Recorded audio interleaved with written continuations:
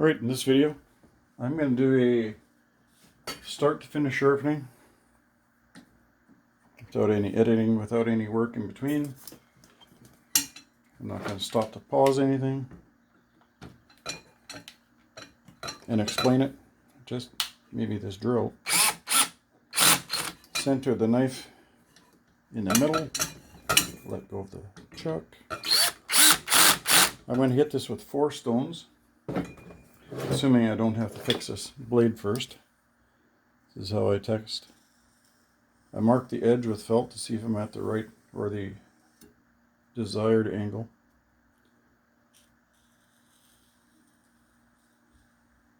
This felt will stick on any major chips that exist.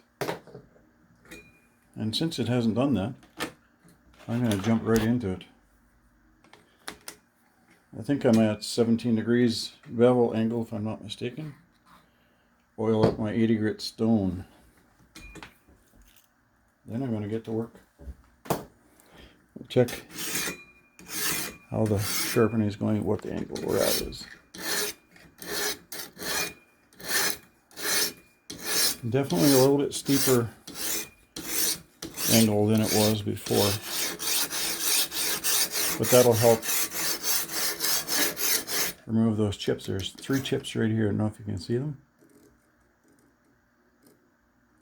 But hanging up my finger on them anyway. So we'll increase the bevel angle just a little bit to help remove those damaged areas. Or at least reduce them. It won't remove them this time because I'm just sharpening. I'm not doing edge repair.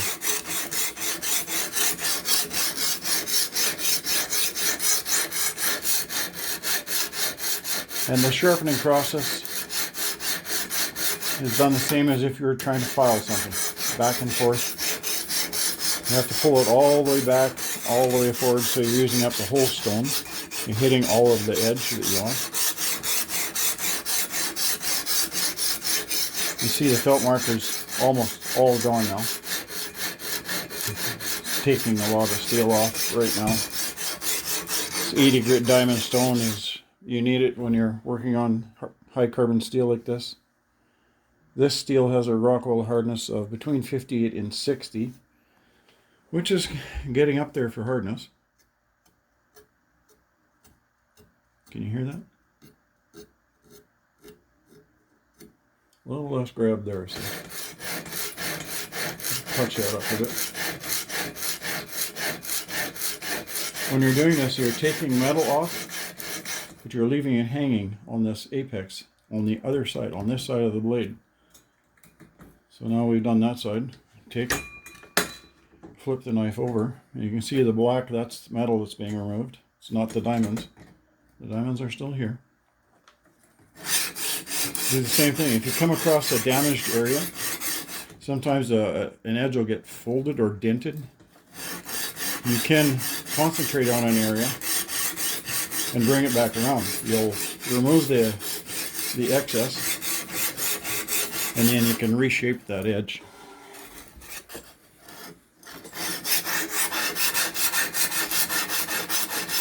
Again, use the whole stone. No, I know it's not a stone. It's a diamond plate. That's just semantics. Now, I didn't do a felt marker on this side because the beautiful thing about the Ruixin 009 model is when you flip the knife over, it's starting out the same bevel you had on the other side, so you don't have to mark it to see. Just, I mean, the felt marker is a good visualization, you can tell. But as you're sharpening, as you get better at this, and as you do more, you'll notice this difference in sound, telling you that you've ground off what you want to ground off.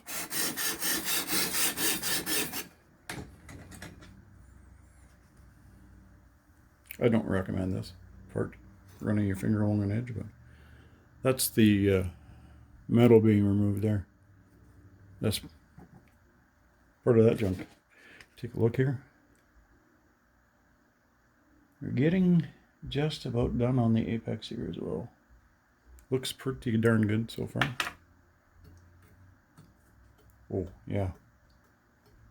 It's a very toothy. I should probably stop with that stone. This stone here is my 80 grit diamond stone. He's the workhorse. He does all of the work. He removes the steel. He fixes the knife. Now this stone here is the 200 grit stone. What it's going to do is, every stone you use leaves scratches. That's period. That's just how it is. The idea is you get a finer grit stone, and this time you go over the whole thing with a finer grit stone.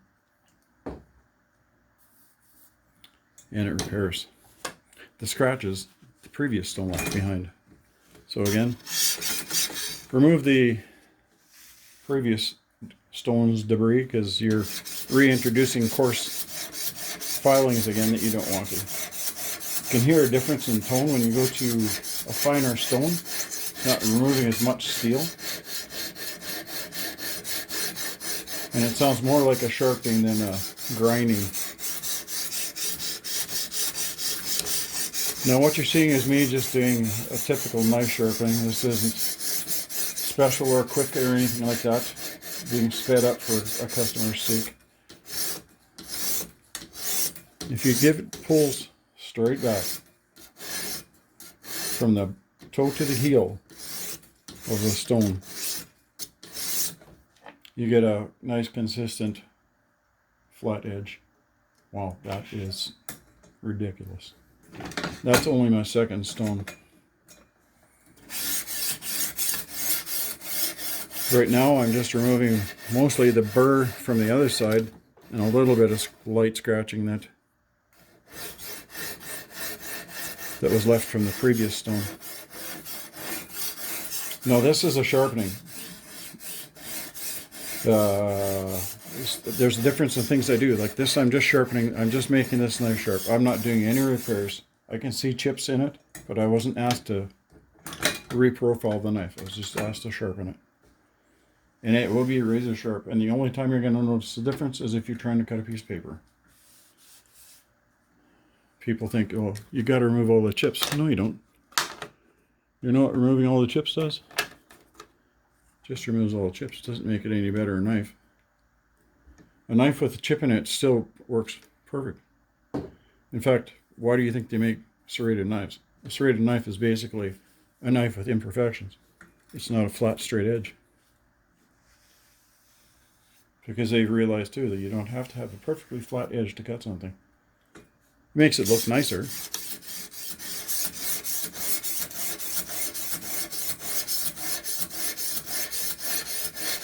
Right now, as you're progressing through the stones, realistically all you're doing is making it look prettier. Because I guarantee you, with that 80 grit stone, if I did the side action on that, that would be a fantastic looking edge. I'll explain that to you near the end of this process. Give it a feel. Listen.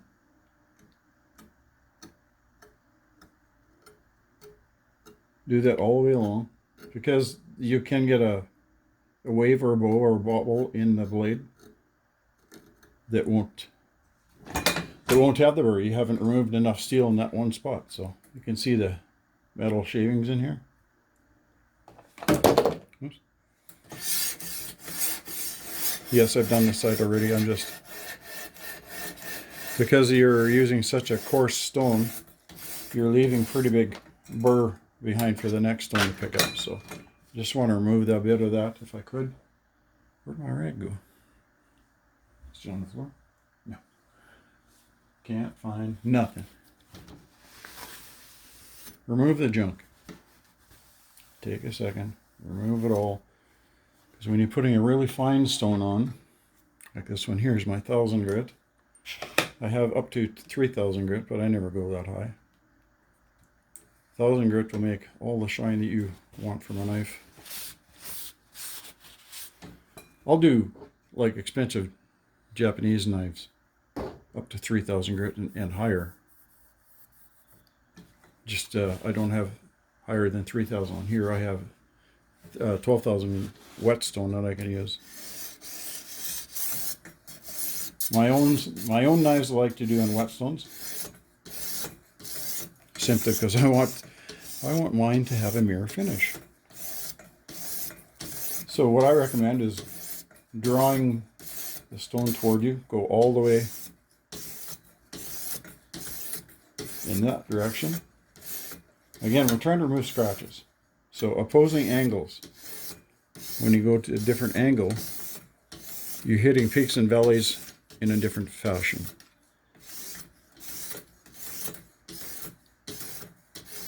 And if your knife is rough, if you've left a rough abrasion, it actually slows the knife down when you're cutting things. It drags.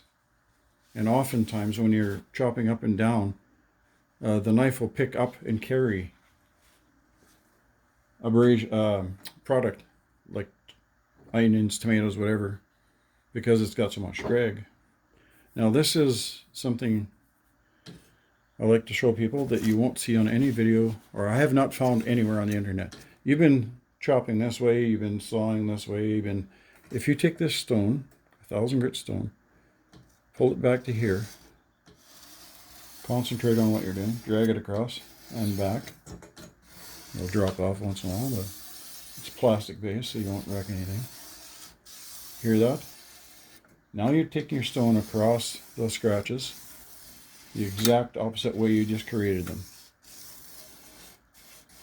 Spend a little time here on the tip, back and forth sawing on it.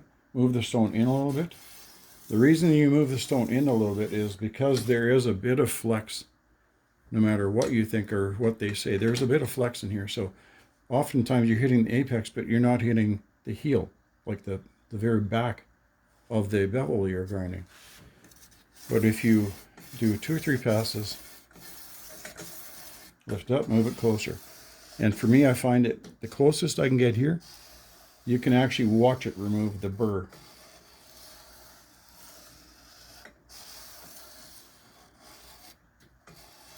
And you'll hear it pick up stuff. And you can see, I don't know if you can pick it up, you can see in the oil left on the blade.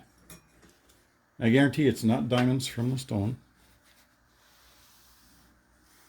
but it is removing the metal.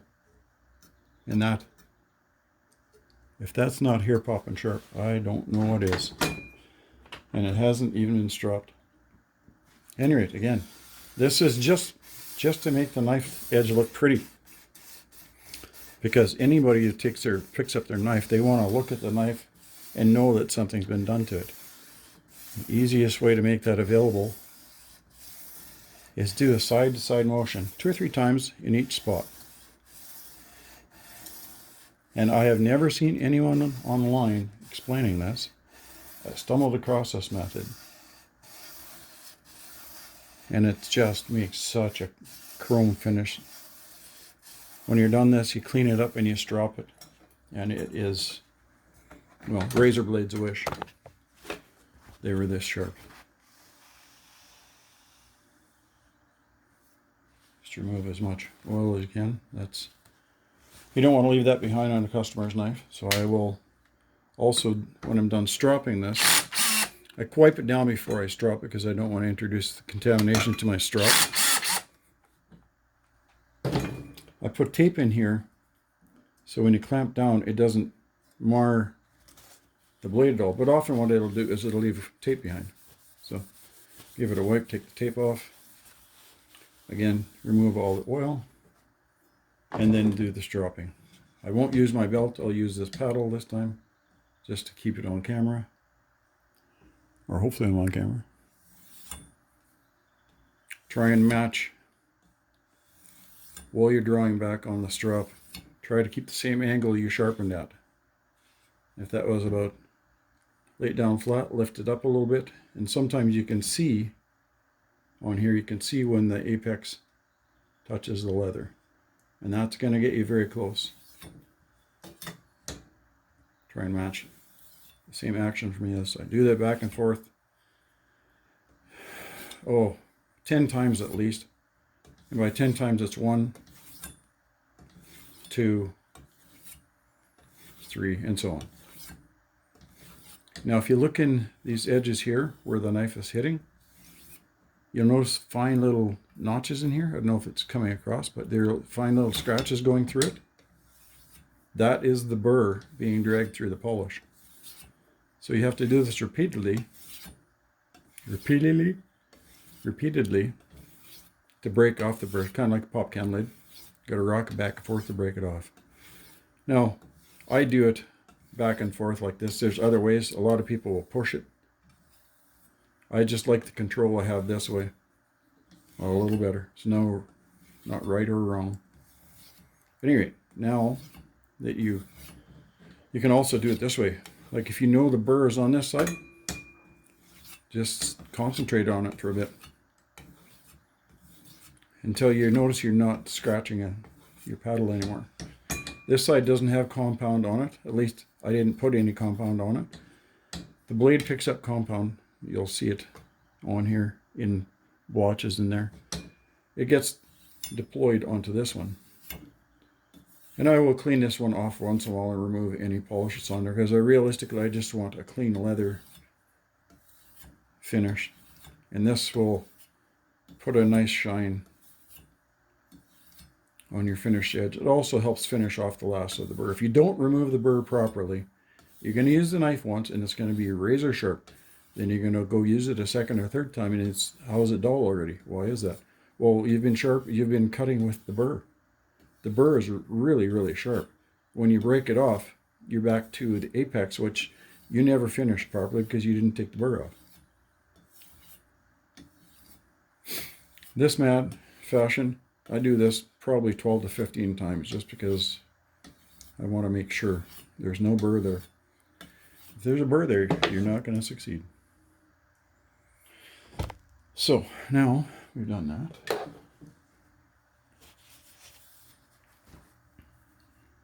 It's not the cleanest rag, paper towel. There's a much better choice right there.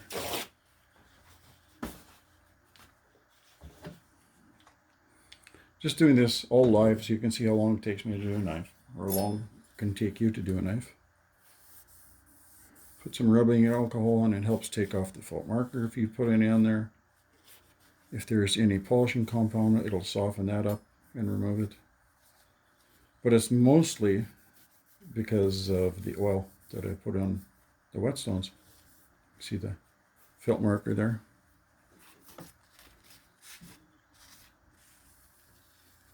And on the tip, I don't know what debris was on here. This is a 18% chromium added to this, making it a stainless steel.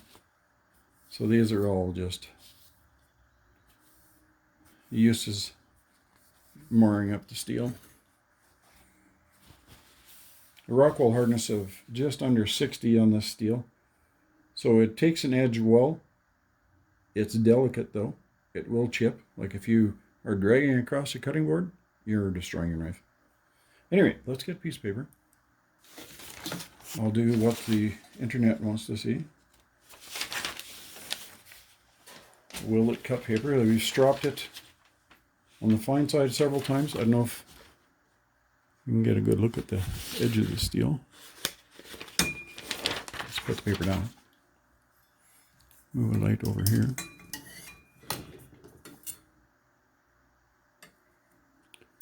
But it has a very nice, and I know this, I'm filming from my phone, so the quality is going to be horse crap. But it is very shiny, very fine. There's no scratches going this way. It's been refined really nicely. But willet cut paper. Like it's not there. Now there's probably a couple nicks in here. As I said, all they do is catch on paper, like that one did. On your food will never see it. Now, I'm almost bald on my arms already from doing this, but let's see. Will it shave hair? Yeah, it's pretty much removed everything there. Sanitize it a bit here again. There you go. That is the start to finish, how long it takes to do for me to do a knife. Hope you enjoyed it. Take care.